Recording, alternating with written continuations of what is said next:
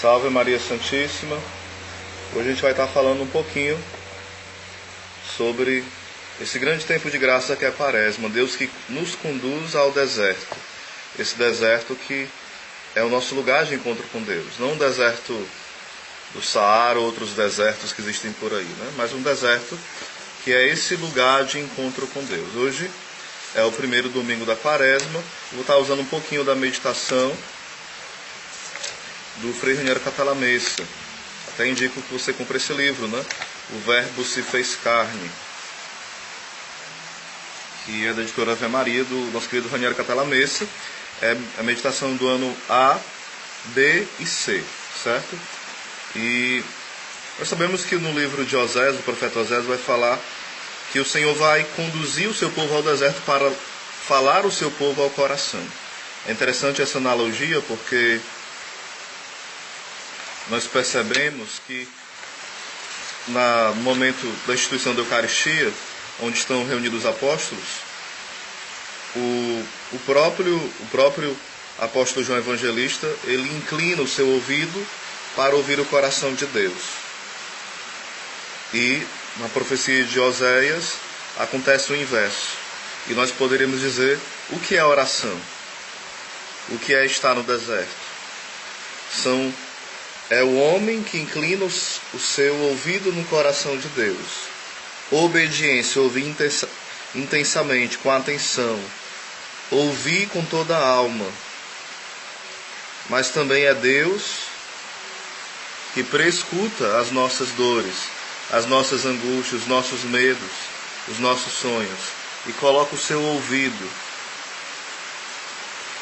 Ele coloca o seu ouvido para nos escutar.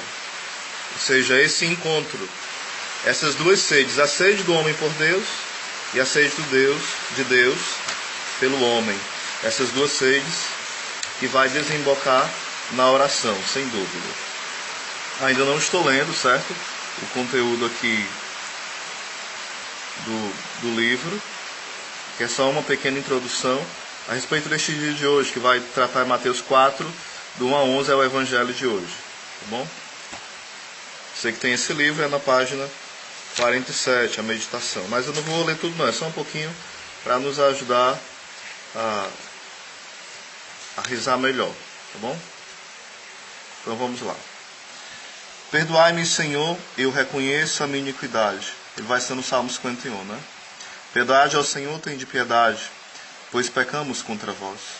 Com essas palavras do Salmo responsorial liturgia, nos envolve neste momento no clima espiritual da Quaresma.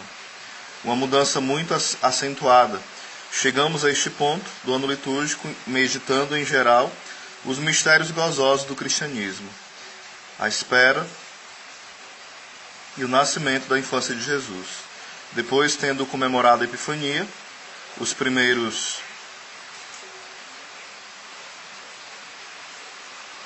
passos de Jesus em seu ministério público, nós éramos convidados a ouvir as palavras de alegria que saiu de sua boca. Mas agora tudo muda. Desce como que um véu escuro, iniciando os mistérios dolorosos. Jesus vai ao deserto, é tentado, enfrenta a contradição. Sente-se que há uma potência obscura no mundo com a qual ele deverá lutar. O episódio das tentações é um primeiro ato de um drama que se anuncia duro e cruento no fim das tentações. Satanás apartou-se dele, mas, acrescenta o evangelista Lucas, até outra ocasião, Lucas 4,13. Com efeito, tomará uma desforra, mais tarde, quando em vez de ir ao pináculo do templo, o levará no pináculo da cruz, e lhe dirá, se és o Filho de Deus, desce da cruz. Mateus 27,40. Ele está fazendo essa analogia, mas algo que é bem real, onde o demônio leva Jesus ao pináculo do templo para que ele pule, né?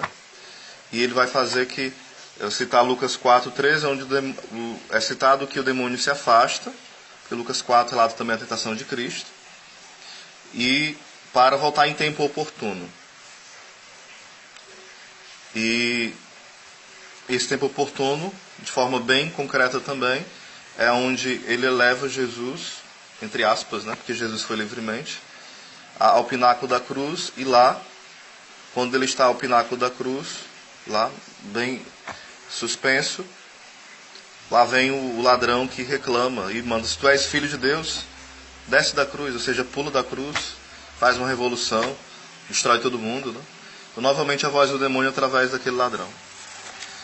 E encontramos numa hora muito significativa da vida de Jesus. E nesta data, a liturgia nos propõe uma meditação sobre o pecado. Por quê?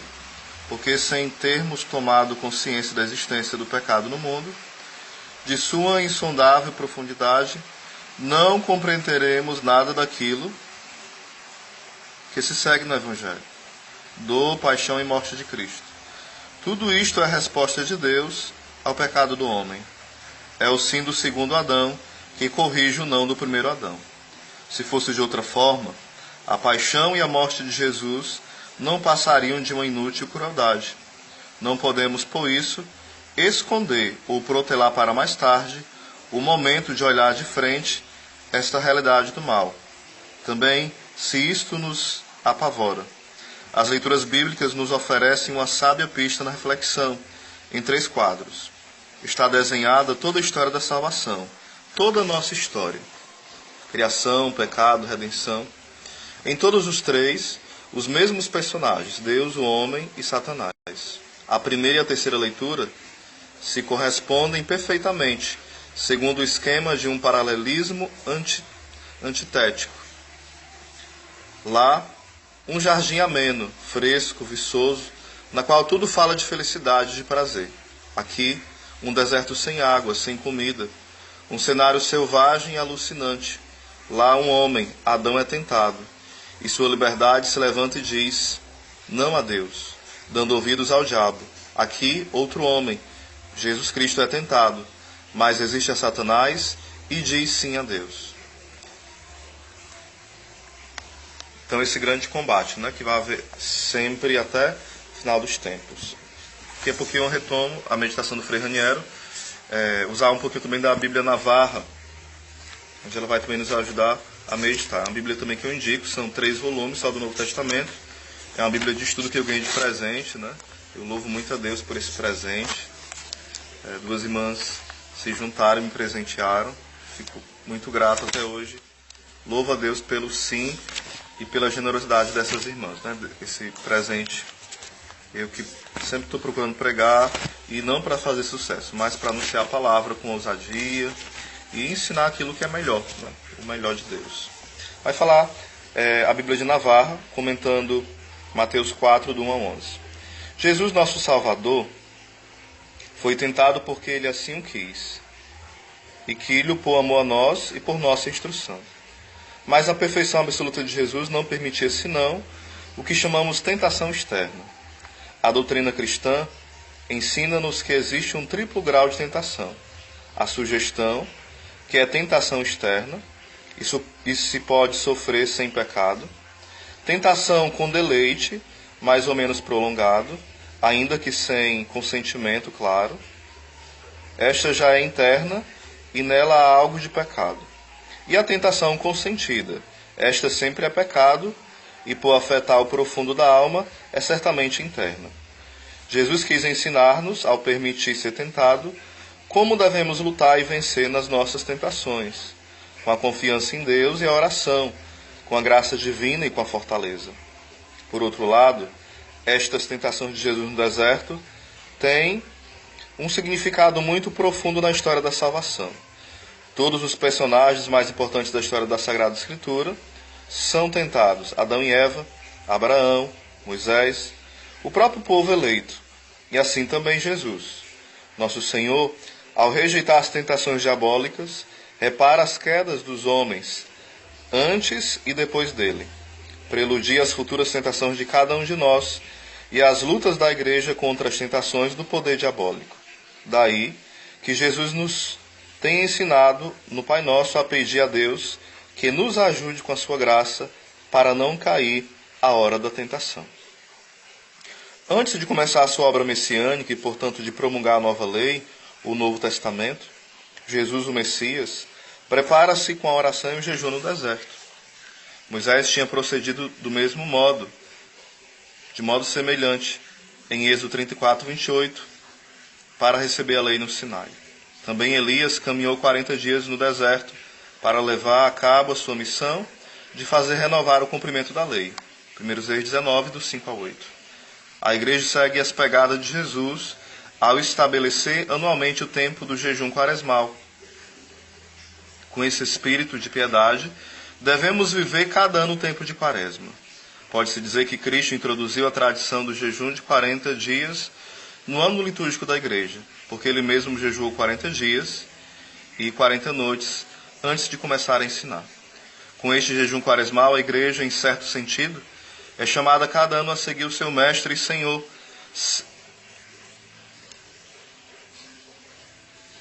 se quer pregar eficazmente o seu Evangelho. São João Paulo II, na audiência geral, em 1979, que ele falou isso, né? Do mesmo modo, o retiro de Jesus no deserto convida-nos a preparar-nos com a oração e a penitência, antes de empreendermos qualquer atividade ou decisão importante da nossa vida. Aqui eu indico também o livro A Alma de Todo Apostolado, que vai trabalhar muito o missionário verdadeiro, é aquele que é alimentado pela vida de oração profunda, né? Jesus tinha jejuado 40 dias e 40 noites. Como é lógico, sente uma fome muito intensa, e o diabo aproveita a ocasião para o tentar. Perante a tentação, o Senhor reage rejeitando e emprega para isso uma frase do Deuteronômio 8:3. Embora pudesse fazer esse milagre, prefere continuar a confiar no Pai e não levar a cabo, porque não entra no seu plano de salvação. Em recompensa por esta confiança, os anjos vêm servi-lo. O milagre na Bíblia é um fato extraordinário e maravilhoso, o que Deus realiza para fazer compreender a palavra ou a ação divina. Não se dá como uma manifestação isolada da força de Deus, mas como algo que faz parte da obra da redenção. A proposta do demônio nesta tentação não tinha razão de ser dentro do plano de redenção, já que iria em benefício exclusivo de Jesus.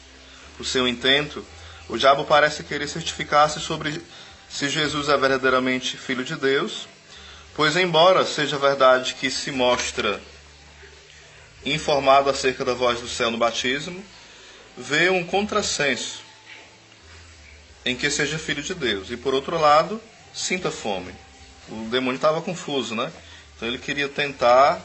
O padre José Fortea fala que o demônio até sabia que Deus não poderia pecar, que Jesus não poderia pecar, mas ele foi tentado pela sua própria natureza de tentador e não resistiu, e acabou indo tentar a Cristo e perdeu de forma, né, muito concreta.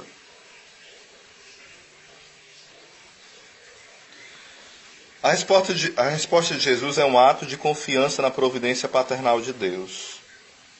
É um abandono nos braços do Pai, né? É o local que Jesus deveria e sempre se jogou foi na vontade do Pai. É tanto que ele fala várias vezes: a minha vontade é fazer a vontade do meu Pai que está no céu. Então, São Tomás de Aquino, eu tenho até alguns comentários no meu canal no YouTube, né? Por que o Senhor permite... Agora eu não estou lendo mais aqui não, tem mais conteúdo, bastante denso. Fiz só um pequeno comentário, certo? E o que acontece? São Tomás vai dizer que Jesus assume estas tentações para assim... Assume assim, né? Ele permite ser tentado, porque assim como ele venceu a morte pela sua morte, ele vence as nossas tentações, porque venceu também aquelas tentações. Então, aquela luta que ele combate infunde em nós, né? Porque, como vai falar os santos padres da igreja, aquilo que Jesus assumiu, aquilo que foi assumido foi redimido.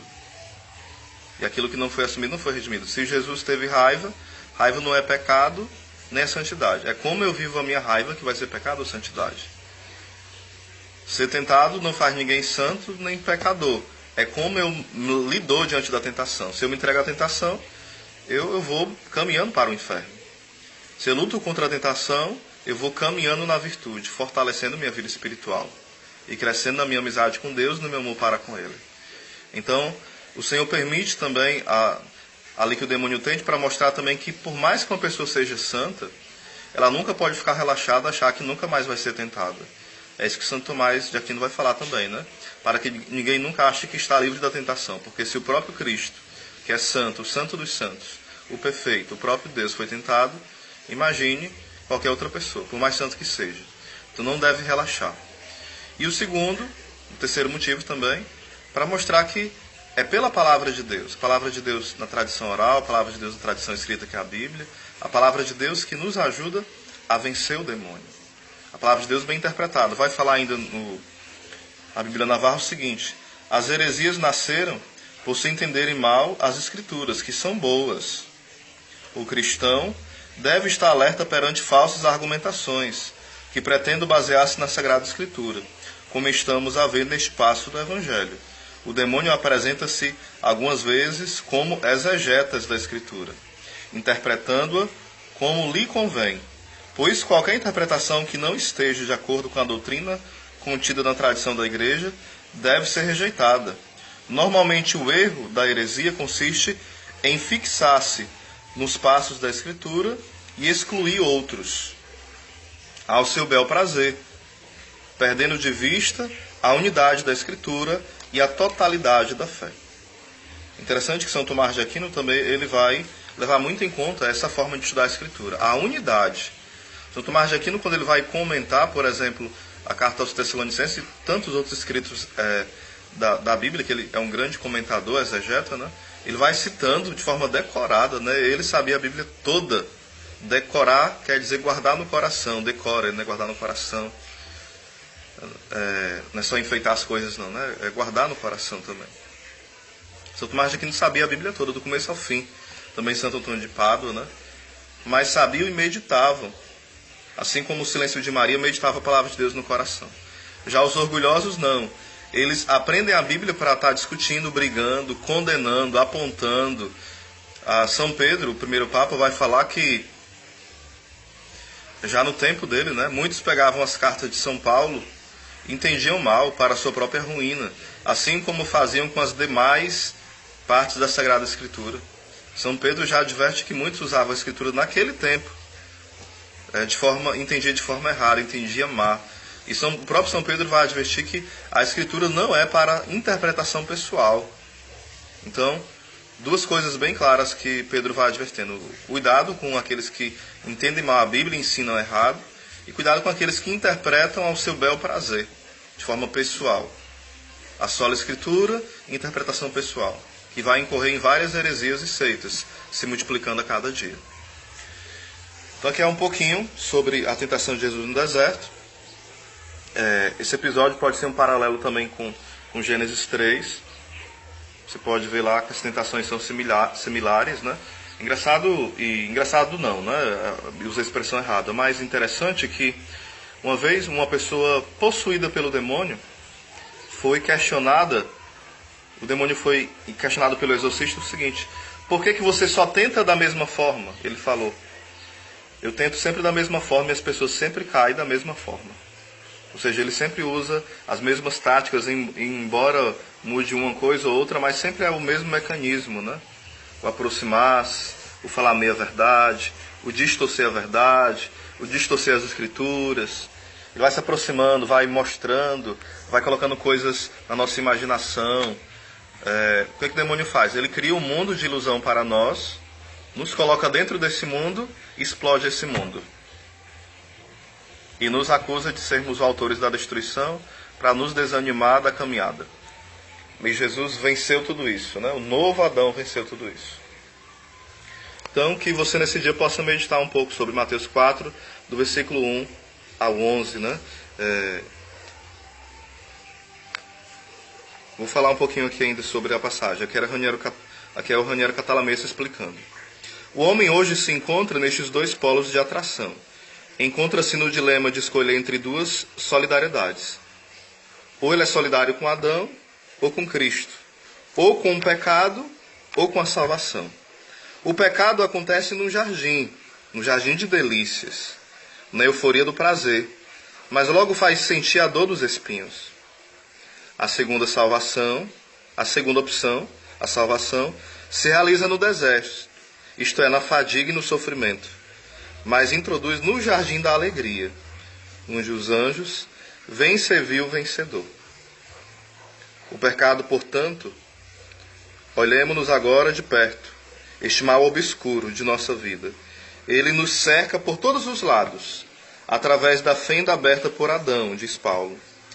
Ele se derramou como a onda bárbara que, através de uma passagem estratégica, invade uma planície ou um país, e aí se estabelece reduzindo seus moradores à escravidão. Porém, o pecado não mora ao lado, mas dentro de nós. É o próprio São Paulo que afirma: eu sei que em mim, isto é, na minha carne, não habita o bem, porque o querer bem está em mim, mas não sou capaz de efetuá-lo. Não faço o bem que eu quero, que eu queria, mas o mal que eu não quero. Ora, se faço o que não quero, já não sou eu que faço, mas sim um pecado que em mim habita. Encontro, pois, em mim esta lei: quando quero fazer o bem, que se me depara é o mal. Romanos 7, 18 a 21. O pecado se instalou como um parasita em nossa liberdade, como um tumor. Ele consome nossas energias e nos destrói.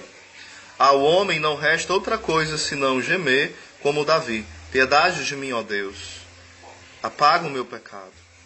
Ou suspirar como São Paulo: quem nos libertará deste corpo de morte? Se não me engano, está também em Romanos 7, né? Perguntamo-nos, por que tudo isto? O Catecismo nos diz: por causa do pecado original. O pecado de Adão se transmite a nós com o nascimento, e com ele a concupiscência e a desordem que nos arrastam ao mal. Mas nós não pecamos apenas porque o outro pecou antes de nós. Nós também pecamos livremente, imitando Adão por nossa iniciativa. Ele inaugurou uma situação de pecado, mas nós continuamos sendo solidários a essa situação e continuamos, infelizmente, escolhendo pelo pecado. Pecando, cada um de nós contagia e contamina, em certo sentido, o ambiente moral da humanidade. Corrói valores, cria condicionamentos, tornando assim sempre mais forte a lei do pecado, que domina no mundo. Pode-se dizer: eu sou para aqueles que vêm depois de mim aquilo que Adão foi para mim. Eu sou Adão. Eu posso condicionar o futuro, fazer que os homens sejam mais escravos ou mais livres depois de mim e ao redor de mim. Ou seja, quando a alma se eleva a Deus, ela eleva consigo a humanidade. Mas quando a alma também se entrega ao pecado, ela também coopera para a destruição do homem, para a destruição da humanidade. Quanto mais santos nós formos, quanto mais combatentes, quanto mais corajosos e ousados, mais almas irão para o céu. Quanto mais covardes, quanto mais medíocres, nós vamos permitir que várias pessoas possam ir para o inferno, infelizmente. Então é tempo de luta. Quaresma é tempo de combate. Combate do homem inteiro. O homem que tem corpo. Nós não somos animais irracionais, mas nós não somos anjos. Nós somos esse microcosmo, né? Microcosmo, perdão, da palavra errada. Onde nós temos um pouquinho dos vegetais, dos animais, dos minerais, dos anjos. Nós somos esse mistério. Nós somos esse mistério tão belo. Imagem e semelhança de Deus. Deus te abençoe. Uma santa quaresma, um ótimo domingo. Santa missa hoje. Um abraço. Shalom do Pai.